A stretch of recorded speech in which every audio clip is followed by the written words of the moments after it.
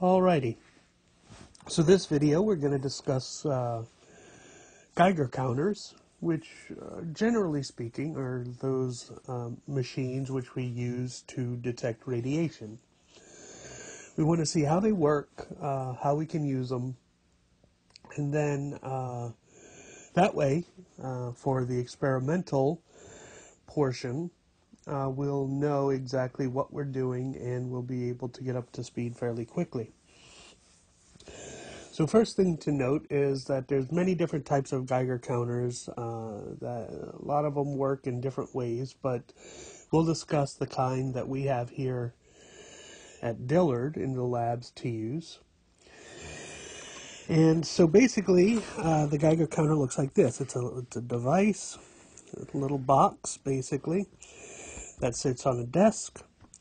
It's got a screen on it, which can read numbers. It's got a few dials, or actually the ones we have are a little more fancy. It doesn't have dials. Instead, it's got buttons here. And then attached to it by a wire is another thing that kind of looks like a metal tube.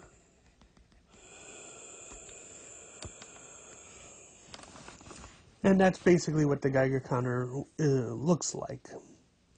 So what does a Geiger counter actually do? Well, its purpose, as I said, is it detects radiation. Now, I'm sure everybody is familiar with a Geiger counter in some way, whether you've actually seen one or not, especially in movies.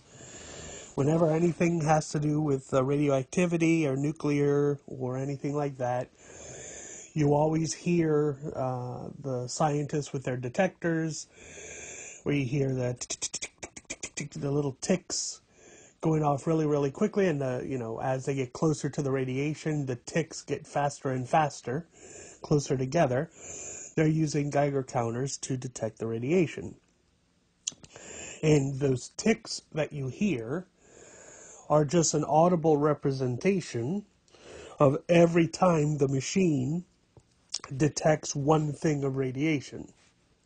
So obviously, if there's a lot of radiation, there's going to be a lot of ticks, because each time it detects something, it sends off the noise. Now, not all Geiger counters make that noise. That noise is just designed so you don't have to look at the machine, you don't have to look at the screen. You could just audibly hear what's going on and understand what it is you're hearing. You don't actually care if there were 1,500 pieces of radiation felt or 1,600 pieces. What you care about is, there's a lot more radiation here than over here. That's generally speaking, when you're using it, what you care about. But we want to know how it works. Well, first of all, the box portion with the buttons, that's just basically a screen. The buttons are the thing that tells the Geiger counter what to show you. But for the most part, the machine is just a big counting device. That's all it does. The screen on it will show you numbers. Those numbers what numbers they show depends on which mode you put the machine into using the buttons. So obviously the normal default mode would be, show me how many times this machine has counted a radioactive material, or how many times something that's radioactive was detected by the machine. And so it'll just count up and up and up to infinity until you reset it. You could also set a timer with the machine.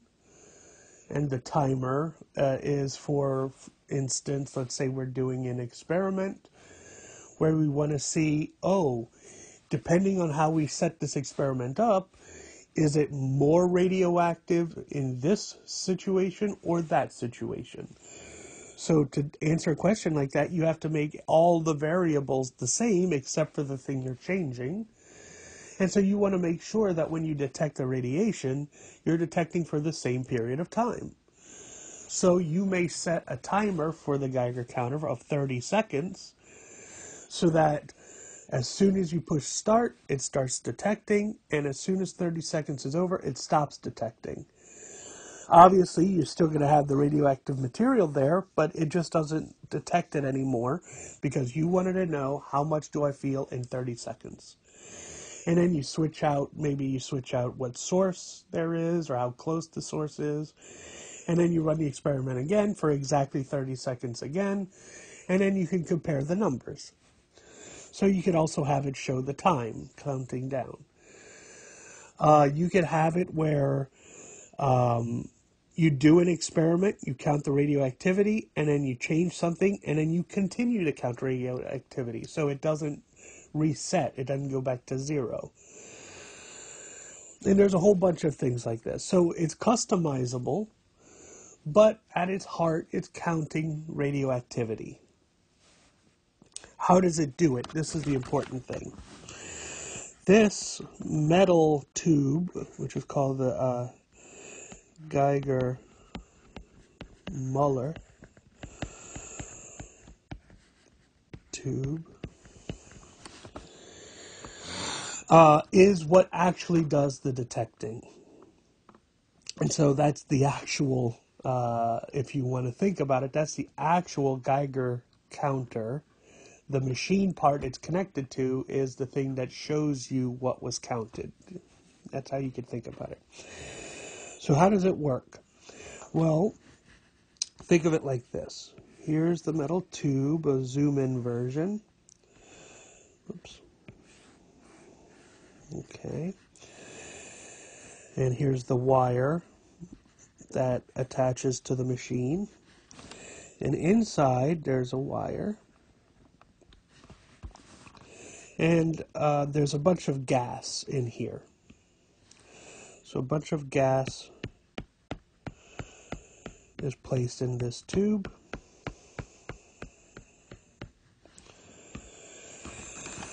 And then what this tube does is it just sits there waiting for a radioactive particle to come zooming in.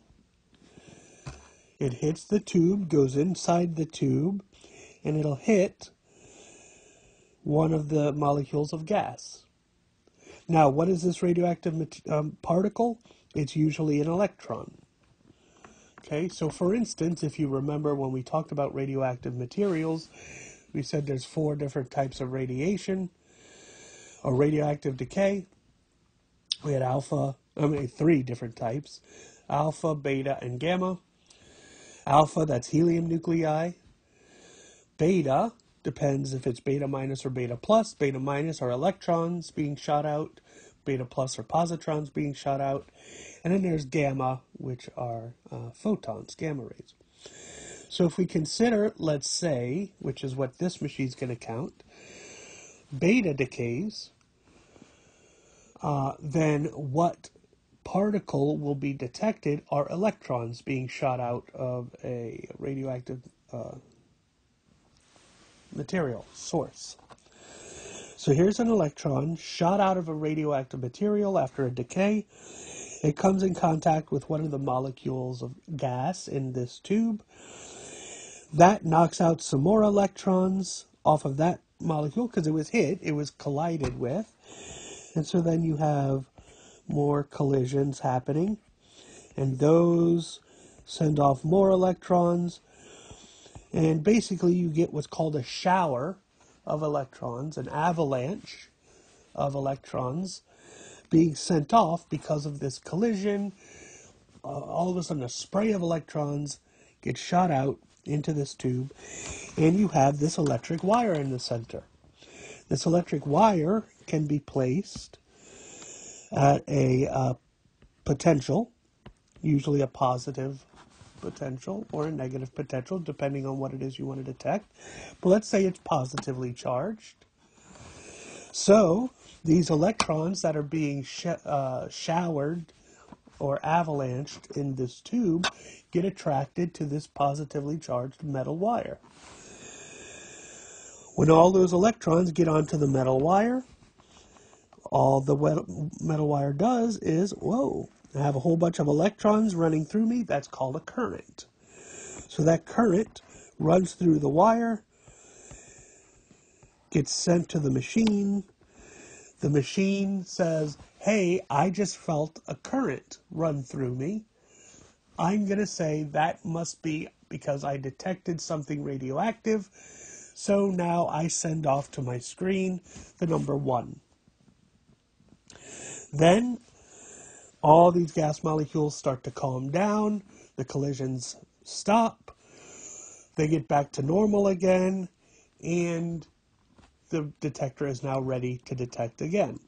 Obviously, as these electrons have been shot off and created the current that runs through the system, while that's happening, if another electron comes in, it can't possibly be detected. Why not?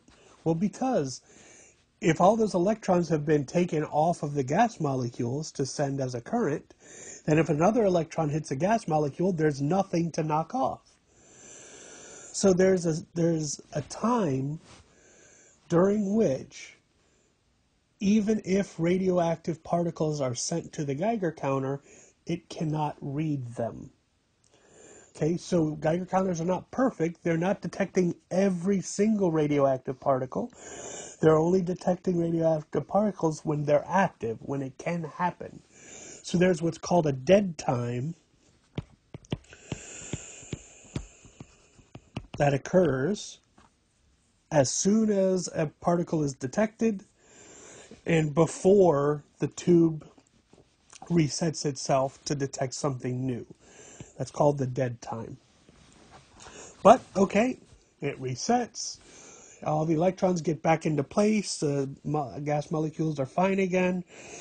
And waiting for another electron to come on in and do the same thing. And so obviously, if you have, a very small radioactive source far away over here, let's say, and it's sending off its electrons, obviously it sends it off in random directions. If it's, a spherical, nice, round, perfect source. Well, if it's very small and very far away, then the chances that one of these electrons will hit this particular device instead of going over here or over here where there's nothing to detect it is very low. The electron has to be detected. It's not like the Geiger counter can smell the radiation or can see it. It can only detect it if one of the particles that's a decay product actually runs into it.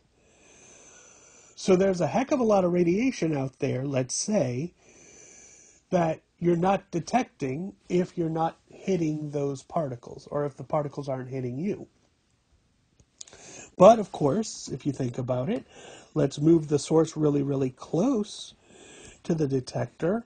And again, it sends off its electrons in random directions. Now you see pretty much all the electrons that come off the left side of this source, every single one will hit this tube. And it's only the ones that are going off to the right that won't.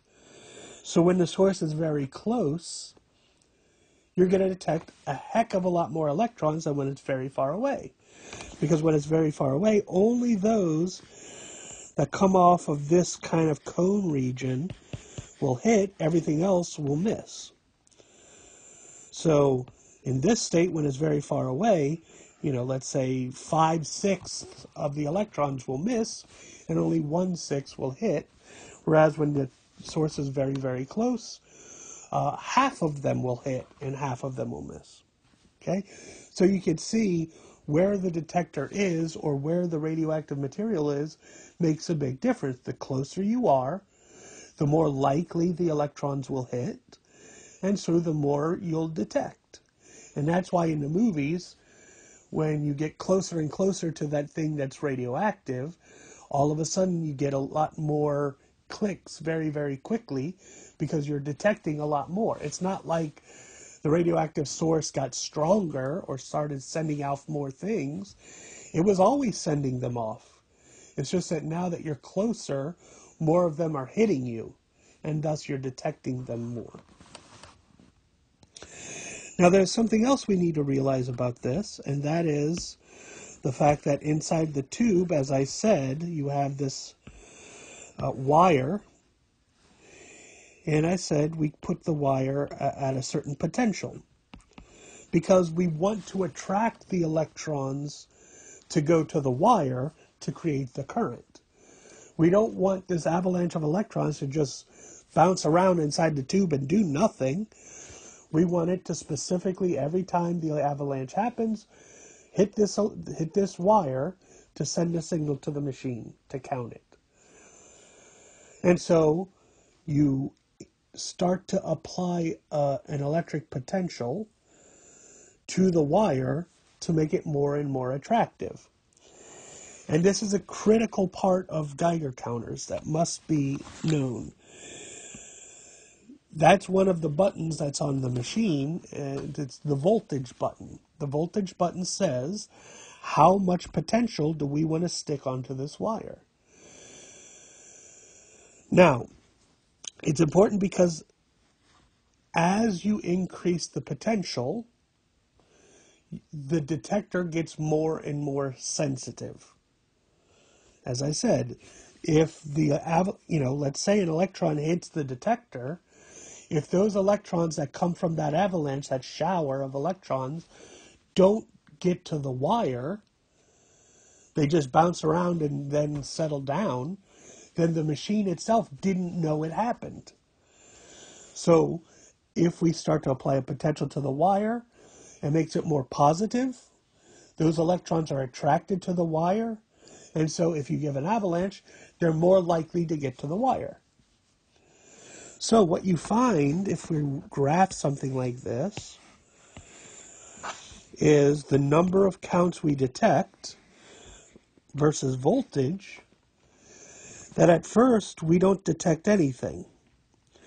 And then all of a sudden, as we increase the voltage, we start to increase how many particles we detect. The more voltage, the more attractive that wire is, the more times we detect the radiation.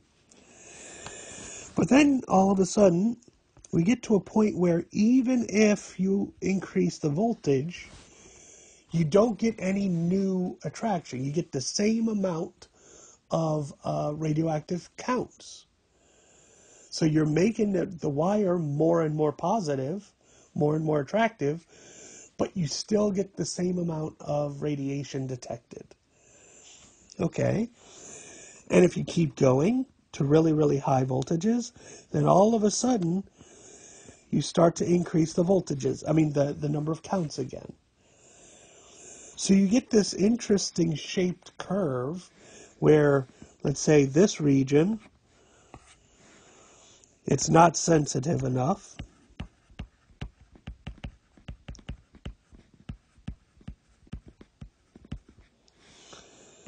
This region is too sensitive because in this region, that wire is so attractive that it could pull the electrons off the gas without needing the original radioactive particle to do it. It's too sensitive. However, in this middle region, where changing the voltage actually doesn't change how many decays is felt, that's perfect. Because what this means is, if there's something weird in our machine, and we accidentally put a little too much voltage to the wire, that doesn't change the sensitivity. Think about it. If you're doing an experiment and you're trying to find out, let's say, is there a relationship between how far away a source is and how much radiation we detect? And so what we're going to set up is we put a radioactive source a certain distance away and we detect radiation for 30 seconds. After the 30 seconds, we move the source back. It's now at a new distance, and we detect again for 30 seconds. And then we keep doing that for different distances. And we see, is there a relationship between how far away the source is and how much radiation we detect. Obviously, we assume the closer it is, the more radiation. But we want to do this experiment to determine it. Well, if in the middle of our experiment, our machine all of a sudden got more sensitive, then it's going to detect more radiation, not because of how close the source is, but because our machine is more sensitive than it was. So that's going to throw off all the data. We need the machine to stay precisely the same the whole time.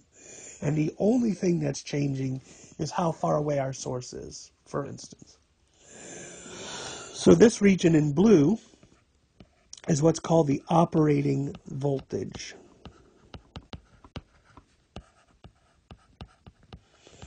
That's the range of potentials I can place my machine at to operate for my experiment. So it could be any of these voltages and it's perfectly fine.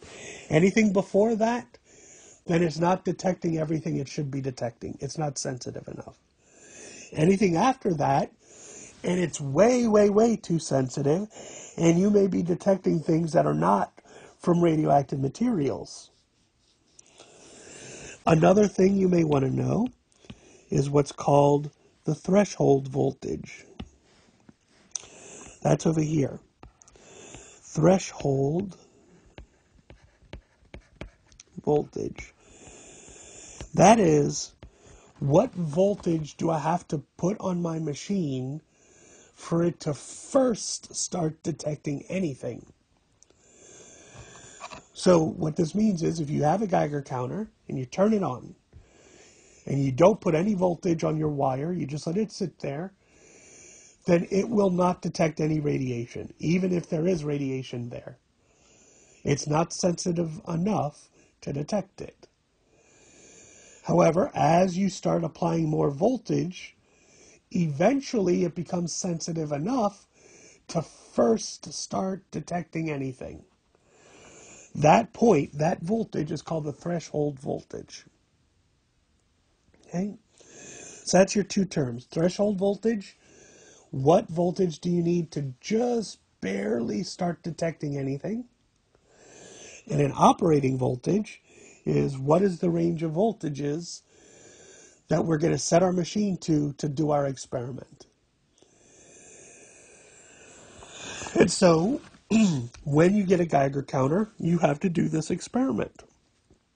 You set up a radioactive source a certain distance away from your machine. You set the voltage of the machine to 0. And let's say you put a 30-second time limit on these detections. And you start detecting. After 30 seconds, you say, okay, you make a table. And let's say this is voltage and this is number of counts.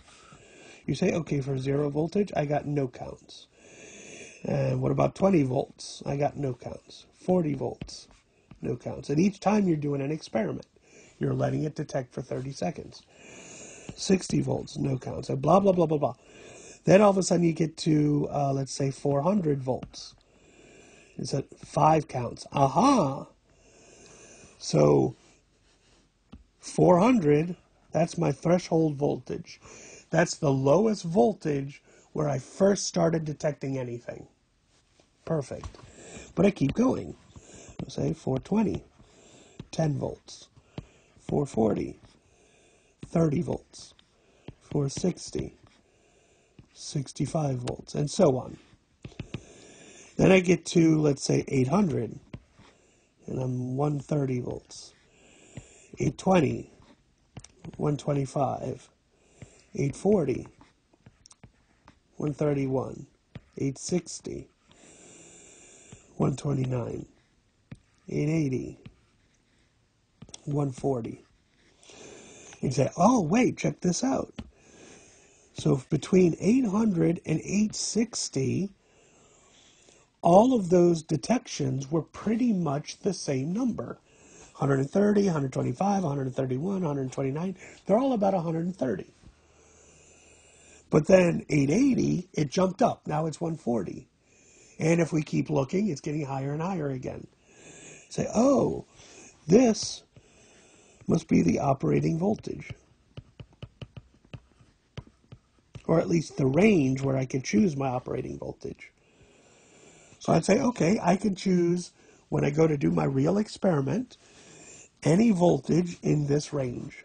And so maybe I'd say, set it at 830 volts. So now I know I'm going to set my machine to 830 volts, and for the rest of the experiments, I will always be at this number, and I'll never change it. This is how you figure out for your particular machine, because even though they're all made the same way, there's slight differences. So when you get your personal Geiger counter, you have to do this. But once you do it, you now know for your particular machine, this is the voltage I'm going to set it at. This is the voltage I will always use. If I get a different machine, I have to do this all over again. But anyway, that's how a Geiger counter works. Once you figure out the operating voltage, you now go on and do whatever experiments you want to do. You want to go detect if there's radioactivity in the walls in your apartment. You set it at the operating voltage and you let it go. But you know what's happening now. If you're detecting beta sources, then let's say there's some strontium somewhere. The strontium nucleus, a neutron turns into a proton, sends off electrons. That electron hits the gas molecules in the Geiger-Müller tube. That sends an avalanche of electrons that are attracted by the wire in the tube. Those electrons that are now in the wire, it's called a current. That current runs to the machine, says, oh, here's a current coming in. That means you detected a piece of radiation.